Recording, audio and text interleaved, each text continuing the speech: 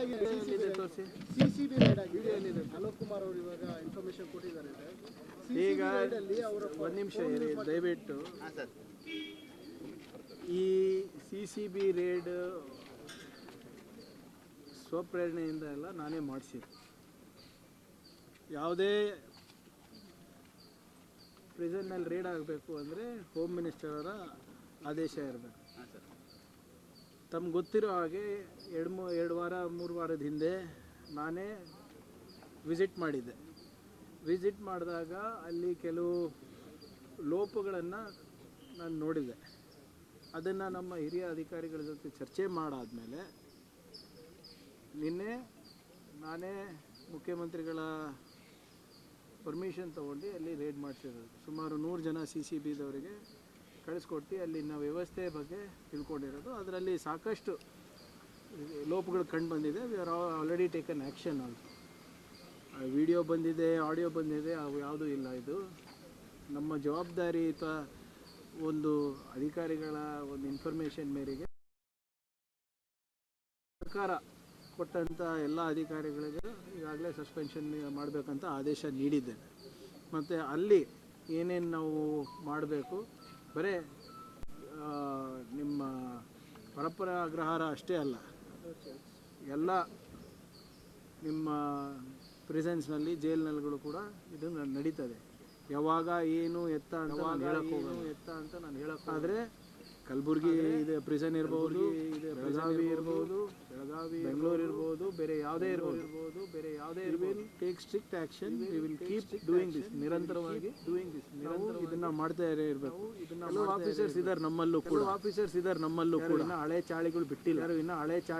ಎಲ್ಲರಿಗೂ ಐಡೆಂಟಿಫೈ ಮಾಡಿ ಅವರಿಗೆ ಕಾನೂನಾತ್ಮಕವಾಗಿ ಏನು ಕ್ರಮ ತಗೋಬೇಕು ನಾವು ತಗೋತೀವಿ.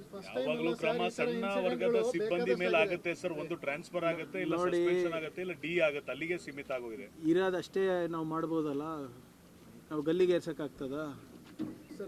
ಹೀನಿಯಸ್ ಕ್ರೈಮ್ ಇದ್ರೆ ಡೆಫಿನೆಟ್ಲಿ ಅವರು ಸರ್ವಿಸಿಂದ ಡಿಸ್ಮಿಸ್ ಮಾಡ್ಬೋದು ಅಷ್ಟೇ. ಪ್ರತಿ ಬಾರಿ ರೈಡ್ ಒಂದು ನಿಮಿಷ ಸರ್ ಸಿಗುತ್ತೆ ಸರ್, ಆದರೆ ಆಕ್ಷನ್ಗಳು ಇನಿಷಿಯೇಟ್ ಆಗ್ತಿರೋದು ತುಂಬ ಕಡಿಮೆ. ಅವ್ರಿಗೆ ಈಗ ನೋಡಿ ನಾನು ಈ ಖಾತೆ ತೊಗೊಂಡು ನಮಗೆ ಜವಾಬ್ದಾರಿ ಕೊಟ್ಟು 1.5-2 ತಿಂಗಳಾಗಿದೆ.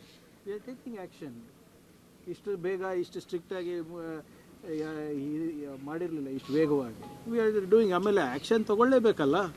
ಆಮೇಲೆ ಆ್ಯಕ್ಷನ್ನು ತೊಗೋಬೇಕಂದ್ರೂ ಐ ಹ್ಯಾವ್ ಟು ಇರೋದೇ 2-3 ಮಾರ್ಗ ನನಗೆ. ಈಗ ವೈಯಕ್ತಿಕವಾಗಿ ನಾನು ಏನಾದರೂ ಬೇರೆದು ಮಾಡ್ಲಿಕ್ಕೆ ಆಗ್ತದಾ? ಈಗ ಅವ್ರಿಗೆ ಸರ್ವಿಸಸ್ಸಿಂದ ಡಿಸ್ಮಿಸ್ ಮಾಡಬೇಕಂದ್ರೂ ಕೂಡ ಅದಕ್ಕೆ ಕೆಲವು ಮಾನದಂಡಗಳಿದೆ. ಆದರೆ ಹಿಂಗೆ VIP ಟ್ರೀಟ್ಮೆಂಟು ಯಾರಿಗೂ ಕೊಡೋಕ್ಕೆ ನಾವು ಬಿಡೋದಿಲ್ಲ.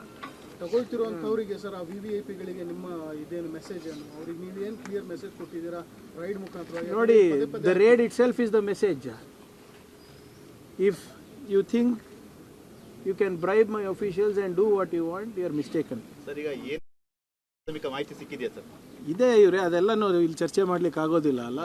ಅದರಲ್ಲಿ ಯಾವ ಮೊಬೈಲ್ ಸಿಕ್ಕಿದೆ, ಯಾರ ಹತ್ರ ಪೆನ್ ಡ್ರೈವ್ ಸಿಕ್ಕಿದೆ, ಯಾರ್ದು ನೋಟ್ಬುಕ್ ಸಿಕ್ಕಿದೆ, ಅವೆಲ್ಲನೂ ಕೂಡ ಗೌಪ್ಯವಾಗಿ ಇಡಬೇಕಾಗ್ತದೆ.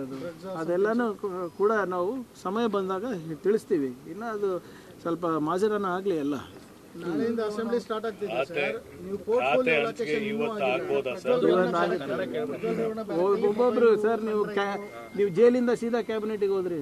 ಅಲ್ಲೇ ಪ್ರಜ್ವಲ್ ರೇವಣ್ಣ ಬ್ಯಾರಕ್ಕಲ್ಲಿ ಮೊಬೈಲ್ ಪೆನ್ ಡ್ರೈವ್ ಸಿಕ್ಕಿರೋಂಥದ್ದು, ಅದಕ್ಕೆ ಮಧ್ಯಾಹ್ನದ ಒಳಗಡೆ ನಾವು ವರದಿ ಕೊಡಬೇಕು ಅನ್ನೋಂಥದ್ದು.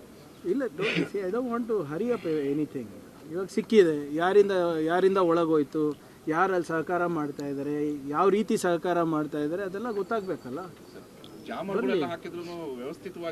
ನೋಡಿ, ಅದನ್ನು ಕೂಡ ನಿನ್ನೆ ಒಂದು ಟೆಕ್ನಿಕಲ್ ಆಡಿಟ್ ಮಾಡಬೇಕು ಅಂತ ಆದೇಶ ನೀಡಿದ್ದೀನಿ. ಜಾಮರ್ಸ್ ಇದೆ, ಕೆಲವು ಭಾಗದಲ್ಲಿ ಅದು ವರ್ಕ್ ಆಗ್ತಾ ಇಲ್ಲ ಅಂತಲೂ ಕೂಡ ಮಾಹಿತಿ ಬರ್ತಾ ಇದೆ. ಸೊ ಆದ್ದರಿಂದ ಒಂದು ಸಂಪೂರ್ಣವಾದಂಥ ಡಿಜಿಟಲ್ ಇನ್ಫ್ರಾಸ್ಟ್ರಕ್ಚರ್ ನಮ್ಮ ಪ್ರಿಸನ್ಸ್ನಲ್ಲಿ ಏನಿದೆ ಅದರದ್ದು ಕೂಡ ಆಡಿಟ್ ಮಾಡ್ಸೋಕ್ಕೆ ಹೇಳಿದ್ದೀನಿ ನಿನ್ನೆ. ಕ್ಯಾಬಿನೆಟ್ ಎಕ್ಸ್ಪಾನ್ಷನ್ ಸರ್ ಇವತ್ತಾಗುತ್ತೆ. ಮಾನ್ಯ ಮುಖ್ಯಮಂತ್ರಿಗಳು statement ಕೊಟ್ಟಿದ್ದಾರಲ್ಲ.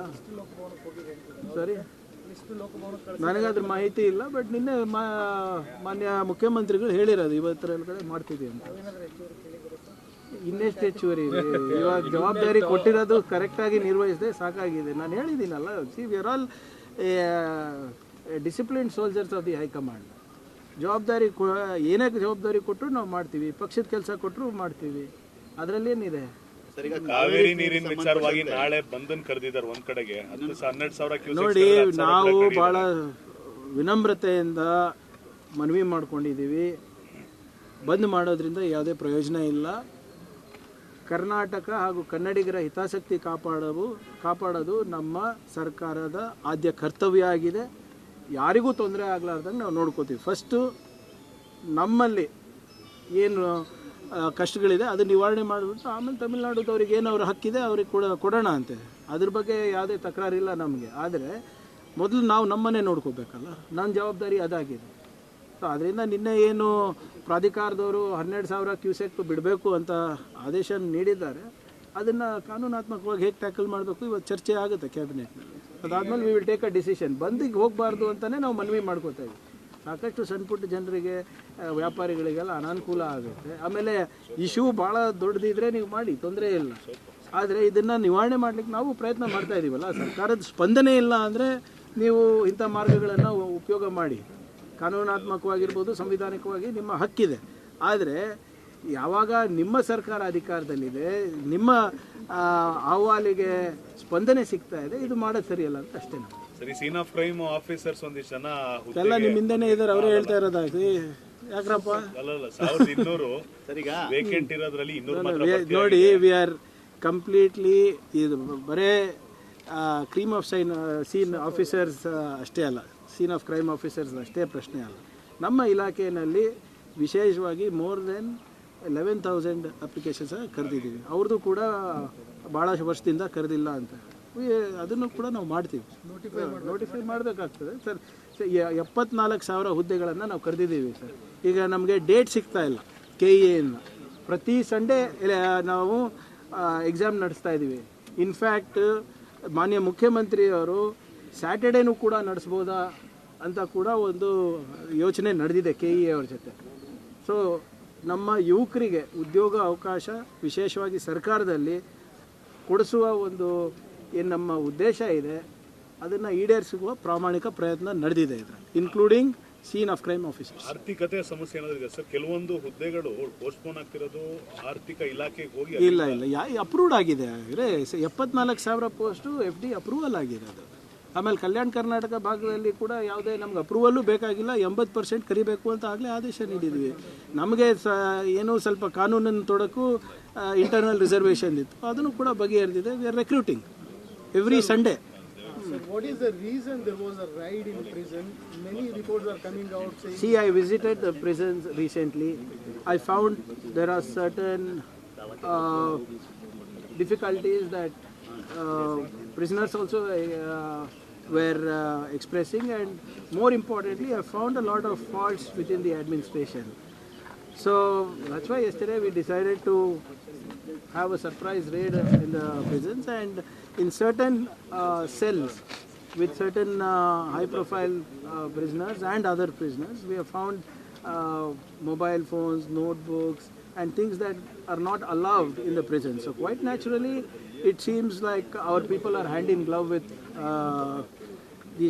with the prisoners. And yes, and we have issued a strict warning. We are also doing a digital infrastructure audit of the prisons, and whoever is responsible for ensuring these prisoners have access to devices or have access to anything that is more than necessary will be taken to task. Why these things are happening time and again, sir? Because any time raid conducts, there are... See, it is always... See, I'm not saying that every time our officers are... It's quite natural that our officers are hand in glove. These things don't happen at the higher level. It happens at the bottom of the pyramid, at the lower end of the hierarchy. And quite naturally, these VIPs have a political influence. They have the influence of money. So our people succumb to it, despite we having strict norms against it. Yes, and that is the reason why we have raided, surprisingly. Has somebody been suspended, sir? Yes. It's in process. It will be done probably by afternoon. Mr. Prajwal Revanna, not only Prajwal Revanna, sir, there are such... It does not matter who the prisoner is. X, Y, Z. He's committed a crime, he's in prison, that's all matters. What is Whether the he's message high to- profile, low profile, it does not matter to us. Is it a message to Karnataka? First of all, it is a message to my department officers that we will not tolerate such things. Number two, the message is very clear to prisoners, whether it's high profile prisoners or low profile prisoners, that you cannot influence the department through corrupt means. Pro Kannada organizations called for a Band tomorrow, sir. They are saying. See, we are very clearly, the Honorable Chief Minister has requested to withdraw the Bandh. The government is your government. The government is a government that is listening. Whatever the authority has said, we will see. We will tackle it legally. Our interest, primary interest, is to ensure that we safeguard the interests of the people of Karnataka, and we will ensure we do it. There is no, if there is a government that is not listening, you can use these measures of Bandh or any other constitutional measures. But this is your government. This is a government that is listening to you. So that's why we are, that is why we are requesting them to withdraw the Bandh. It does not help anybody, and we are ensuring that the interests of the Kannadigas are protected. Over the delimitation, sir, Tamil Nadu government have passed on resolution in Karnataka, Tamil Nadu Assembly today, saying that 543 seats should be restricted and should not go beyond it. See, we have very clearly said that the Delimitation Commission is an exercise by the government to take over the delimitation process and draw boundaries across demographies to suit their political needs. This is something that we are against, whether it is